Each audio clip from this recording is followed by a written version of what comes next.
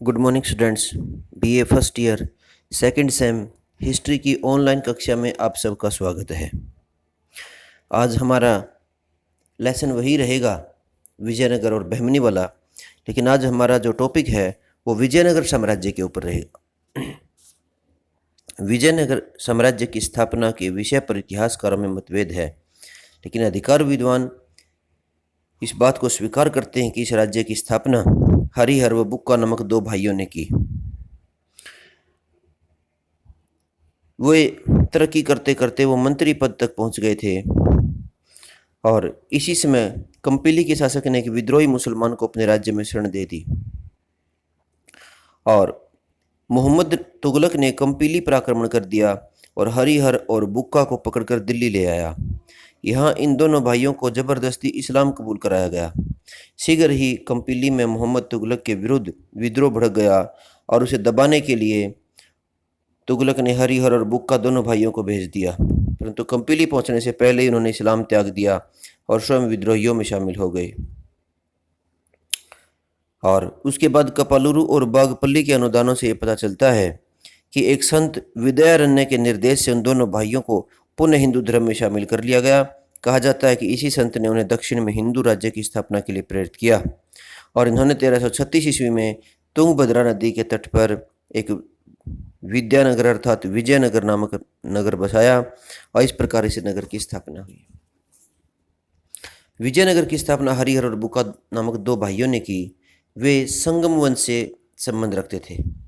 उसके अधीन विजयनगर राज्य का बहुत विकास हुआ, जिसका वर्णन इस प्रकार से है। तो संगम वंश में हम इन सब का अध्ययन करेंगे। सर्वप्रथम 1336 में हरिहर प्रथम संगम वंश का राजा बना। वे चार भाई थे, कंपा प्रथम, बुक्का प्रथम, मारप्पा और मुदप्पा। वे यादव परिवार के किसी चंद्रवंशी संगम के पुत्र थे। हरिहर ने विजयनगर की स्थापना के समय अपने पिता के नाम पर अपने राजवंश का नाम संगम राजवंश रखा। वह 1336 में गद्दी पर बैठा। आरंभ में उसे अनेक समस्याओं का सामना करना पड़ा, जिससे निपटने के लिए उसने विशाल सेना की स्थापना की। 1340 ईस्वी में उसने होयसल शासक विरूपाक्ष बल्लाल की मृत्यु के बाद उसके राज्य को विजयनगर में मिला लिया। इसके अतिरिक्त उसने वनवासी के कदम शासक को हराकर उसके कुछ प्रदेशों पर अधिकार कर लिया। इसके बाद उसने 1356 में मदुरा पर आक्रमण कर दिया और उसके कुछ प्रदेशों को विजयनगर राज्य में मिला लिया। उसके समय में विजयनगर साम्राज्य उत्तर में कृष्णा नदी से लेकर दक्षिण में कावेरी तक था। पूर्व और पश्चिम में समुद्र तट तक विस्तृत हो गया था, लेकिन 1356 में उसकी मृत्यु हो गई। हरिहर एक विजेता ही नहीं बल्कि एक कुशल शासक प्रबंधक भी था। उसने हाप्पी को अपनी राजधानी बनाया और वहां पर शक्तिशाली दुर्गों का निर्माण करवाया। उसने कृषि व कृषकों की स्थिति को सुधारने के लिए भी काम किया। इसके बाद बुक्का राय प्रथम 1356 ईस्वी में बुक्का राय प्रथम विजयनगर की गद्दी पर बैठा। उसने अपने शासनकाल में अनेक राज्य के गौरव में वृद्धि की। उसने दो मोर्चों पर युद्ध करना पड़ा। बहमनी सुल्तानों के विरुद्ध उसने युद्ध में भाग लिया, जबकि उसके भाई कंपन ने मदुरा के विरुद्ध अभियान जारी रखे। वैसे भी उसके शासनकाल की सबसे महत्वपूर्ण घटना मदुरा की विजय थी। उसने अपने भाई कंपन को मदुरा पर विजय प्राप्त करने के लिए भेजा। वहाँ का सुल्तान बड़ा क्रूर था और वो हिंदुओं पर अत्याचार करता था। कंपन यह अभियान सफल रहा और उसने मंत्री गोपंथ सेनापति सलुवा की सहायता से मदुरा के सुल्तान को मौत के घाट उतार दिया और उसके राज्य को विजयनगर साम्राज्य में मिला दिया। बुक्का प्रथम ने 1364 ईस्वी में कांची के रामेश्वर मंदिर तथा 1371 में श्री रंगम में रंगनाथ स्वामी के मंदिर का जीर्णोद्धार करवाया। उसने मुसलमानों पर विजय प्राप्त की और उनके राज्य पर अधिकार कर लिया, जिसका नाम कंपनदुएर था। उसने अनेक मंदिरों को खुलवाए जिन पर ताले लगा दिए गए थे। बुक्का राय को बहमनी से भी युद्ध करना पड़ा। इस युद्ध का मुख्य कारण धार्मिक मतभेद था। इसके अतिरिक्त कृष्णा और तुंगभद्रा नदी के पास की भूमि बड़ी उपजाऊ थी और बहमनी और विजयनगर दोनों इसे प्राप्त करना चाहते थे। तो विशेष परिस्थितियों में इनका युद्ध होना अवश्यंभावी था। इसके बाद हरिहर द्वितीय, बुक्का प्रथम की मृत्यु के बाद हरिहर द्वितीय विजयनगर की गद्दी पर बैठता। गद्दी पर बैठते उसने महाराजा धीराज तथा राजा परमेश्वर की उपाधियां धारण की। उसने अपने पूर्वजों की साम्राज्यवादी नीति को अपनाया। उसने बहमनी से संघर्ष किया। उसने बहमनी को हराकर महाराष्ट्र में रंगिनी प्रदेश पर अधिकार कर लिया। 1397 में उसने उसके एक पुत्र ने पनगल पर अधिकार कर लिया। इसके अतिरिक्त उसने कनारा, मैसूर, त्रिचनापल्ली, कांची, चिंगल, पट इत्यादि क्षेत्रों पर भी अधिकार कर लिया। यहाँ तक कि उसने बहमनी साम्राज्य से रायचूर के दोआब को भी छीनने का प्रयास किया, परंतु फिरोज शाह बहमनी से हार गया। इसके बाद देवराय प्रथम, हरिहर द्वितीय की मृत्यु के बाद विजयनगर में उसका उत्तराधिकारी के प्रश्न पर झगड़ा हो गया। 1406 ईस्वी में हरिहर द्वितीय का तीसरा पुत्र देवराय प्रथम गद्दी पर बैठा। उसके गद्दी पर बैठते ही उसका बहमनी राज्य से युद्ध आरंभ हो गया। फरिश्ता के अनुसार मुकदल में रहने वाली प्रथल नामक एक मनोहर किसान पुत्री से देवराय के अंधे प्रेम ने स्थिति को गंभीर बना दिया। वार्ता से जब उसे प्राप्त नहीं कर सका तो उसने मुकदल की सुंदरी को प्राप्त करने के लिए शक्ति का सहारा लेने का निर्णय लिया। उसने एक विवादास्पद क्षेत्र में एक अभियान भेजा, परंतु विजयनगर सेना के वहां पहुंचने पर लड़की और उसका पिता घर छोड़कर चले गए थे। निराश सैनिक वापस आए और उसने अनेक गांव और नगर उजाड़ दिए। इसी समय फिरोज शाह ने विजयनगर के दुर्ग को घेर लिया और परंतु उस पर अधिकार करने में बड़ी कठिनाइयों को देखकर बहमनी सेना ने बंकापुर के दुर्ग पर अधिकार कर लिया और वहां देवराय ने बहमनी से संधि की प्रार्थना की। संधि के अनुसार देवराय ने अपनी पुत्री का विवाह बहमनी के सुल्तान से कर दिया और उसे बंकापुर प्रदेश भी दहेज में दे दिया और उसे बड़ी धनराशि भी क्षतिपूर्ति के रूप में देनी पड़ी। इसके बाद देवराय द्वितीय विजयनगर साम्राज्य की गद्दी पर बैठा। वह संगम वंश का सबसे शक्तिशाली शासक था। उसने अपने साम्राज्य में शांति स्थापित करने तथा शत्रुओं से लोहा लेने के लिए एक शक्तिशाली सेना का गठन किया। उसने अपनी सेना में हिंदुओं के साथ साथ मुसलमानों को भी भर्ती किया। इस समय बहमनी का सुल्तान अहमद शाह प्रथम पानागल में हुए अपने अपमान का बदला लेने की तैयारी कर रहा था। अतः देवराय द्वितीय ने वारंगल के शासक अनवोट द्वितीय को अपनी सहायता के लिए आमंत्रित किया और तुंगभद्रा के दक्षिणी तट पर शत्रु की प्रतीक्षा करने लगा। दोनों की सेनाओं में युद्ध हुआ, परंतु देवराय द्वितीय युद्ध के मैदान को छोड़कर अपने दुर्ग में सुरक्षित चला गया और उसने शत्रु के नरसंहार से बचने के लिए कई वर्षों तक खराज का जीवन जिया। दूसरी ओर बहमनी के सुल्तान अहमद शाह प्रथम ने वारंगल के शासक को 1424 में हराकर उसका वध कर दिया।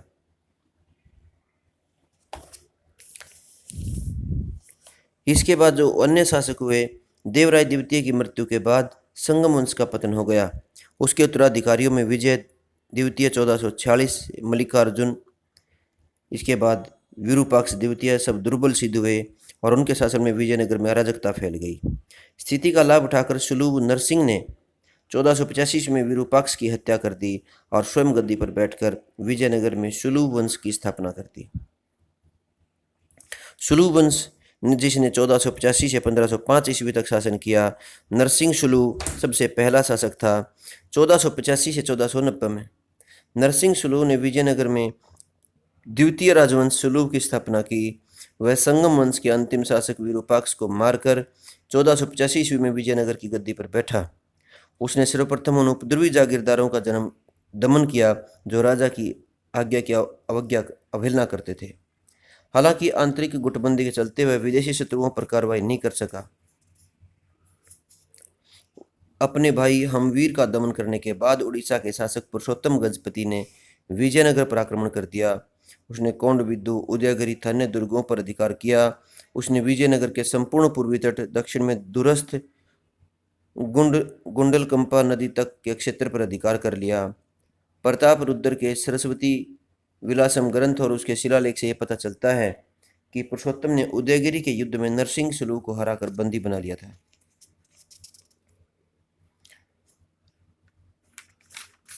इसके बाद उसने अपनी सेना को शक्तिशाली बनाया और उसने कुछ प्रदेशों को छोड़कर बाकी पर पुनः अधिकार भी कर लिया। 1490 में उसकी मृत्यु हो गई। इससे पूर्व उसने अपने 2 पुत्रों तथा साम्राज्य की देखभाल के लिए अपने सेनापति नरस नायक को जिम्मेवारी सौंपी।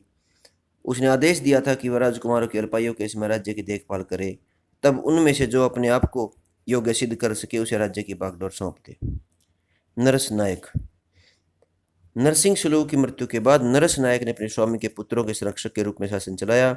उसने नरसिंह के बड़े पुत्र तीमा को गद्दी पर बैठाकर राज्य की वास्तविक सत्ता अपने हाथों में ले ली। फरिश्ता का मत है कि उसने स्वामी के भरोसे के प्रति विश्वासघात किया और अंत में संपूर्ण शासन पर अधिकार कर लिया। कुछ अधिकारी इसको नहीं मानते। शीघ्र ही उसकी निष्ठा और राज कौशल की परीक्षा का समय भी आ गया।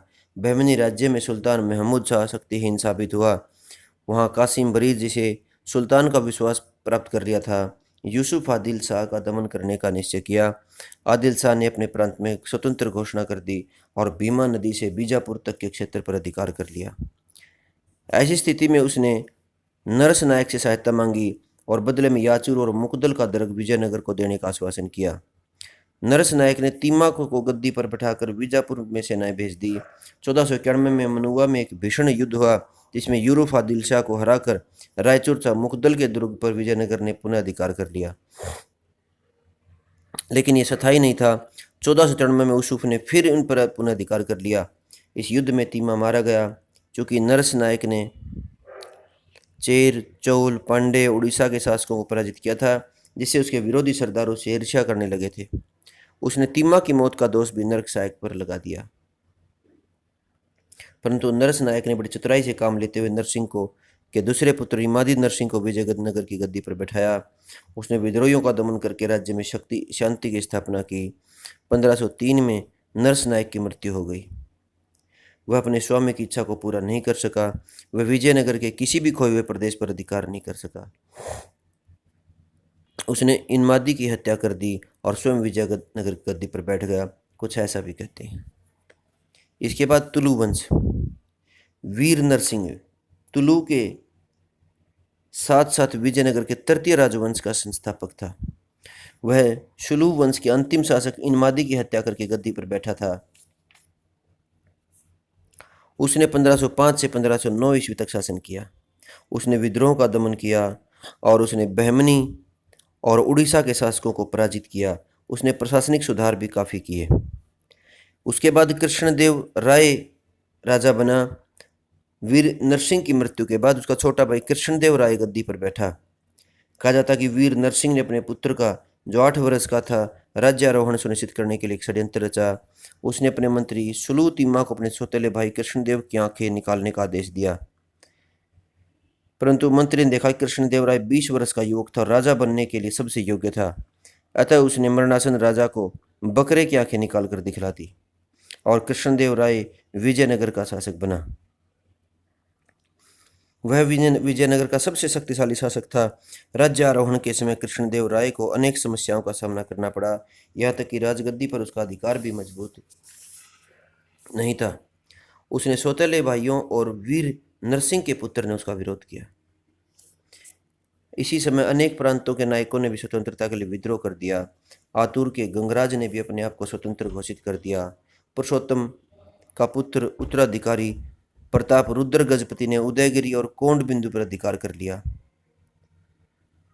उत्तर के कुछ मुसलमान शासक भी विजयनगर पर घात लगाए बैठे थे और भले ही विजयनगर बहमनी 5 राज्यों में विभाजित हो गया था, परंतु उनमें बीजापुर का सुल्तान महत्वाकांक्षी था।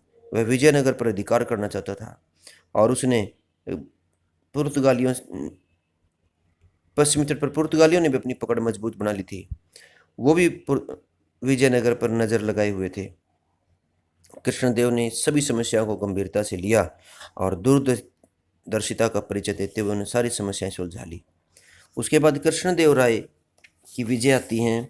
कृष्णदेव राय ने गद्दी पर बैठते ही सुलम तिम्मा को उसके पद पर स्थायी कर दिया और उसकी सुरक्षा के लिए अपने भतीजे तथा सौतेले भाइयों को चंद्रगिरी के दूरस्थ दुर्ग में बंद कर दिया। उसकी महत्वपूर्ण विजय इस प्रकार थी, उसने बहमनी से युद्ध किया और उसमें उसने हराया और आदिल खां को मार दिया। ये बड़ी सफलता थी। दूसरा, उसने बीजापुर से युद्ध किया। बीजापुर एक शक्तिशाली राज्य था और उनके साथ लंबा युद्ध चला। उसने बीजापुर के सुल्तान यूसुफ आदिल खां को हराकर मौत के घाट उतार दिया और उसे विजित किया। उसके बाद उमातुर की विजय। कृष्णदेव ने गद्दी पर बैठते उमातुर के नायक गंगाराय को अपनी स्वतंत्रता की घोषणा कर दी। वह स्वतंत्र रूप से शासन चलाने लगा था। उसने किलेबंदी भी कर ली थी। उमातुर पर 1512 में उसने आक्रमण किया और उसके दुर्ग पर अधिकार कर लिया। इसके बाद उड़ीसा की विजय। उड़ीसा के शासक प्रताप रुद्र गजपति ने विजयनगर को 2 दुर्गों उदयगिरी और कोंडबिंदु पर अधिकार कर रखा था। विजयनगर के लिए इनका बड़ा महत्व था और उसने, हालांकि ये सरल कार्य नहीं था, फिर भी वह इसे अभियान के लिए सेना भेजने की तैयारी करने लगा और उसने 34,000 पैदल था 800 हाथियों की सेना भेज दी। नूनीज के अनुसार यह युद्ध बड़ा भयंकर युद्ध हुआ और उसने उस दुर्ग पर अधिकार कर लिया। इसके बाद गोलकुंडा से युद्ध। कृष्णदेव राय की उड़ीसा में व्यवस्था का लाभ उठाकर गोलकुंडा के सुल्तान ने विजयनगर के कई किलों पर अधिकार कर लिया और उसने, इसके बाद सूचना मिलती कृष्णदेव ने सुलूतिमा के अधीन एक सेना गोलकुंडा के विरुद्ध भेज दी। उसने कुतुबशाही सेनाओं को बुरी तरह हरा दिया और अपने खोए हुए क्षेत्रों पर अधिकार कर लिया।